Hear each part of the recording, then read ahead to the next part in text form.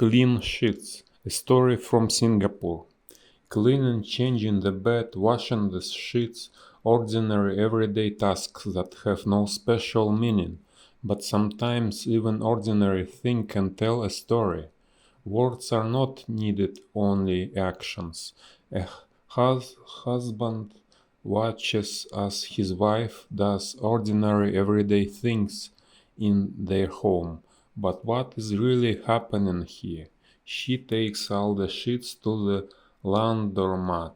They will be washed and dried there in the big machines lined up in a row. She leaves the sheets there and comes back wearing a new dress. She bought it on her way home.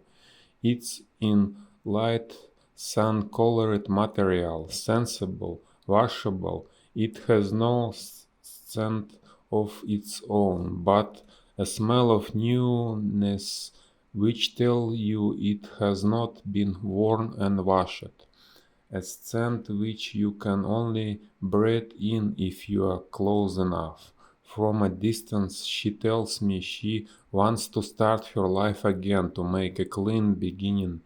She is not living to think things through. She has already straightened them all out in her head. Quietly she sweeps the apartment, cleans the bathroom, and removes every one of her long hairs from the floor and the furniture. Next she takes out her brown suitcase and her clothes and places them on the bed. One by one she lays the pieces carefully in the case. There isn't much to pack. She has made some trips to the thrift store recently, taking plastic bags with her each time. I suddenly realize that she has been cleaning out her clothes over the past weeks. Then she walks to the bedroom to collect her things. I am sitting on the sofa, looking at her suitcase on the bed. I guess this is it, I say. She continues to pack her comb, toothbrush, makeup, her bottle of perfume. There is a rustling sound as she puts her towel, still wet from her morning wash, into a plastic bag. After that, she goes to the kitchen and gets her cup. You gave those clothes away to the thrift store, I say. I don't know what else to say. Those were things that I bought or chose for her. I look at her case. Packing is strange. We pack it when we went on trips. We pack it when we move it from one apartment to another. Now the case contains only things that belongs to her, things she has bought on her own, without telling me or asking my advice. The clothes are laid in neat rectangular piles. They are about to make a journey which I am not allowed to go on. She comes over and closes the lock. For a long while she sits on the bed, her back towards me. I cannot see her face, but it doesn't matter. I know she wants me to see her hair. It is not special, but its scent is my first awareness in the morning, and my last as I close my eyes at night. Then she stands up. The mattress rises with her, but quickly returns to its usual flatness. On the sheetless bed there is no sign of where she was sitting. She takes her case and makes her way to the door, and still I cannot see her face, and wherever there are tears in her eyes. Remember to collect the clean sheets, she says. They will be ready at 2 o'clock. She puts on her shoes and walks out. They are new shoes, just like the clothes she is wearing. Shoes she has bought during her trip out in the morning. Shoes that will go some place I will never know. I look around our apartment, my apartment now. It is perfectly clean and tidy. Nothing has been left behind. No clothes, not a single hair, not even a breath of scent in the air. She did not wear perfume that day. I look at the bed. I think of the sheets going round and round inside the washing machine and the laundromat. It is washing even the memory of her out of the sheets. There is a hole in one of them. I cannot remember how the hole was made, but it has become bigger each time the sheet is used. It needed mending some time ago. It's too late for that now.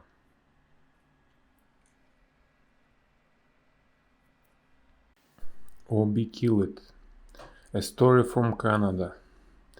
Polar bears live and hunt in the snow and ice of northern Canada. They are powerful and dangerous animals and have no enemies except of course human beings who take their land and hunt and kill them. In the wild there is only one love among animals, kill or be killed. Ken knows that as she was once a hunter herself. When Cam first saw them they looked like white against white, moving past walls of snow shining in the early light. Then they became actual figures, a mother polar bear and two cubs. The adult's beautiful neck was waving as she smelled the air. Then the bear turned and Cam saw the black nose and dark eyes, and in an electric moment she saw the bear see her too and knew she was standing too close. The hair on Calm's neck stood on end. She looked around her at the frozen piles of rubbish from people's kitchens and houses. Maybe she could hide somewhere here, although she knew the bear would smell her, and her breath rose like white smoke in the cold air, making a flag that the bear would certainly see. The clear air was still so cold this early in the spring that it felt like a trap ready to close around her. Calm's father had been a hunter. He had often taken her with him on hunting trips. She remembered the cloud of hot air rising from the opened stomach of a freshly killed animal. She imagined the heat of her own inside rushing out of her. I only kill what I can eat, her father used to say proudly. It's a law of nature. And Cam remembered seeing the bloody meat of the dead animal and looking forward to eating it. The mother bear and had pushed her young ones behind her, protecting them lovingly. She faced Cam across the snow-covered distance less than 150 meters away and growled. Cam heard the low, threatening sound and it made her feel cold to the bone. She felt sadness rise inside her. It had been stupid of her to come out to this place alone with no weapon. She knew that bears often came here looking for food among the piles of garbage. She knew that, and still she had come. Restlessness had driven her from the house and she had wanted to walk, but she had been too busy with her thoughts to notice that she was entering the garbage area, and now she was right in the middle of rows of frozen rubbish.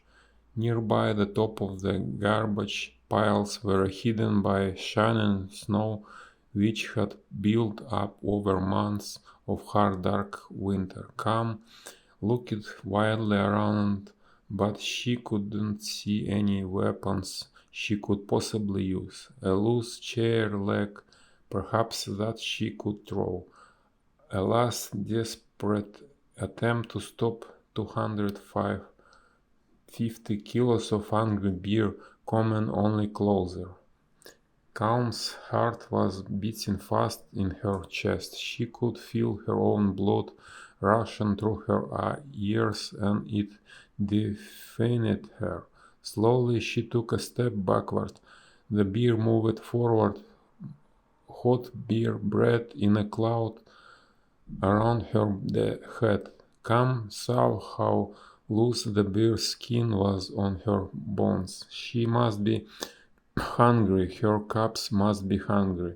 At the edge of Cam's view, they were searching fruitlessly among the frozen garbage. Rubbish that had been spreading little by little signs long before they were born on the land where bears and lived for centuries.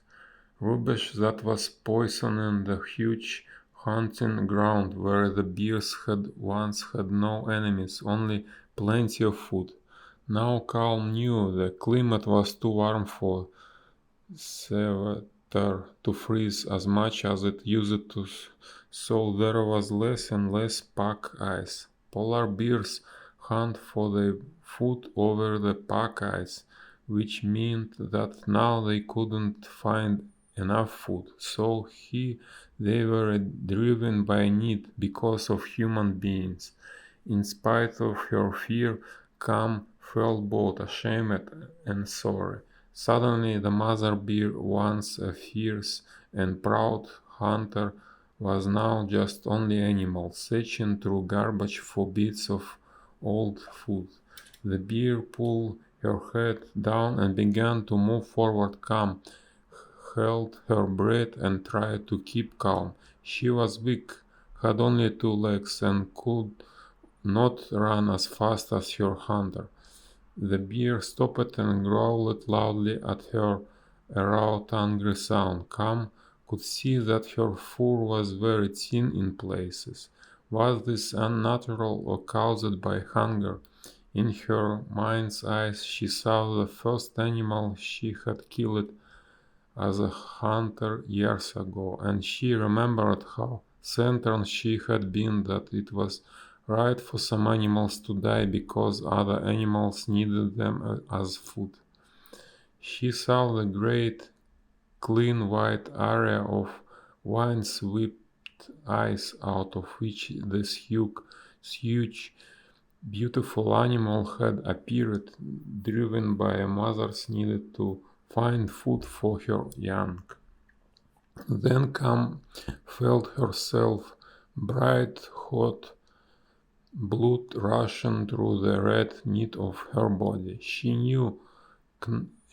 knelt down in the snow and began to take off the scarf around her neck.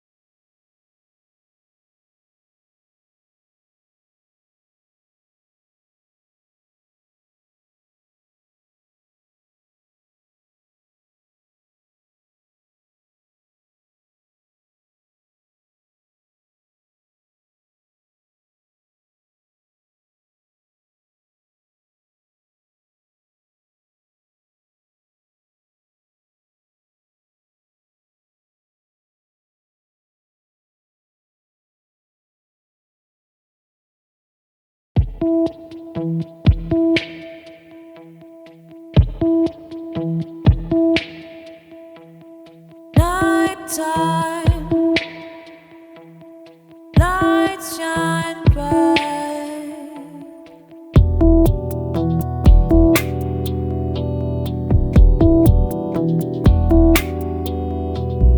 Nighttime, lights shine bright.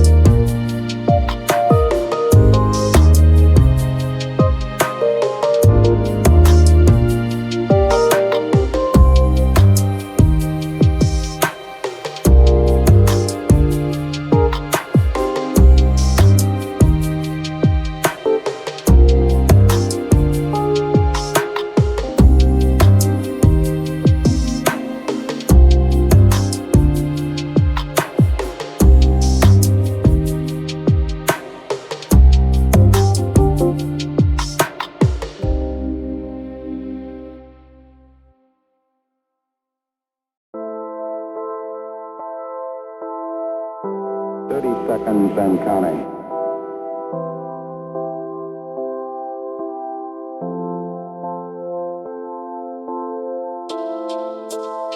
20 seconds and counting.